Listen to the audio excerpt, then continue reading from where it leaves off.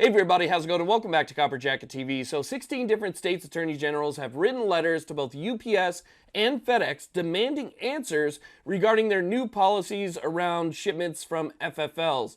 What UPS and FedEx are trying to do could easily become a de facto registry, and they also want to know more information about what's in the box, who it's going to, and so forth. So there's a lot of stuff that's potentially nefarious going on here, and we're going to talk about that today.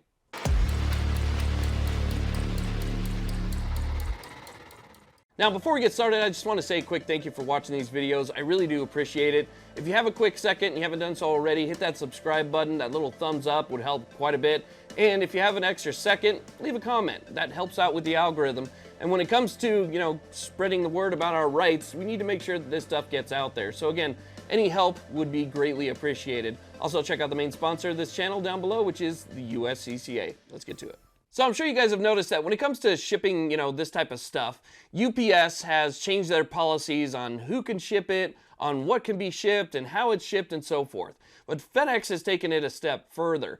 FedEx now has demands of the FFL. These are really interesting demands because these specific types of demands would allow FedEx to create a database of people who have purchased specific things. So what FedEx is said to have done is that they want FFLs to create 3 groups of shipments. So 3 different documents, one for accessories, one for parts, and another group for the actual arms. Now, they want to know specifics of what that package contains.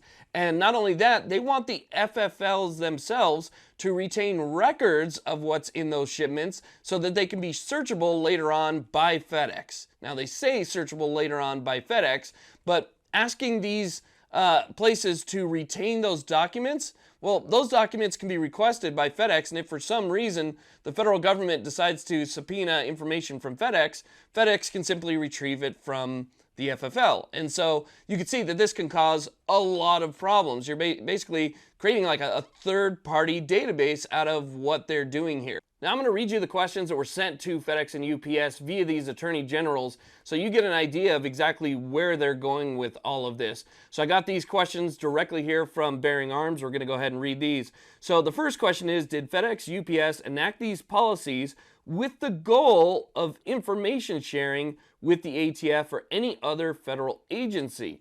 Question number 2, did UPS or FedEx enact those policies at the request of officials in ATF, a different federal agency, or on its own initiative?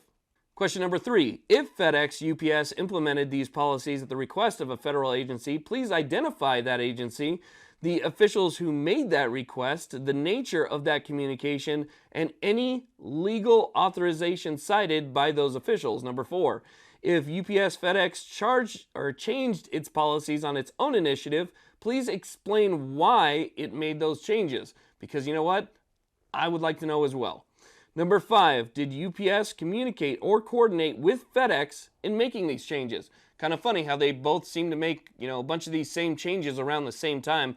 Would be hard pressed to believe that they didn't at least communicate on this specific topic. And the last question, question number 6 is, did ATF or other federal agency employees help draft the update in shipping agreements? So you can see by the nature of those questions that there's obviously some concern by these 16 attorney generals that there was some type of coordination between, private companies being UPS and FedEx and the federal government in order to change policies that would have a direct effect on not only the Second Amendment and us, but also on commerce. Now, I, for one, am waiting for the answers to these questions. These are answers that I want to know because, to me, it seems like there is some type of coordination, whether it be between FedEx and UPS or between another outside agency. Somehow, this all kind of happened at once. And so there's got to be something going on here. The federal government's not supposed to have a database of this stuff. They're not supposed to. We all kind of believe that they do anyway, but they're not supposed to. So if they somehow manage to find a way to have a third-party company create it for them, and so records and information could simply just be subpoenaed in the future or, looked at through these companies, then that would be a backdoor way of creating a database. And I hope these attorney generals continue to press on this, and they don't just simply write the letter and let it go. So hopefully we find answers to this, and when the answers actually do come out, I will come back and let you know. But again, pretty shifty stuff between UPS and FedEx. I don't like it at all. Thank you all very much for watching. I really do appreciate it. Please like, subscribe. You guys have a great day.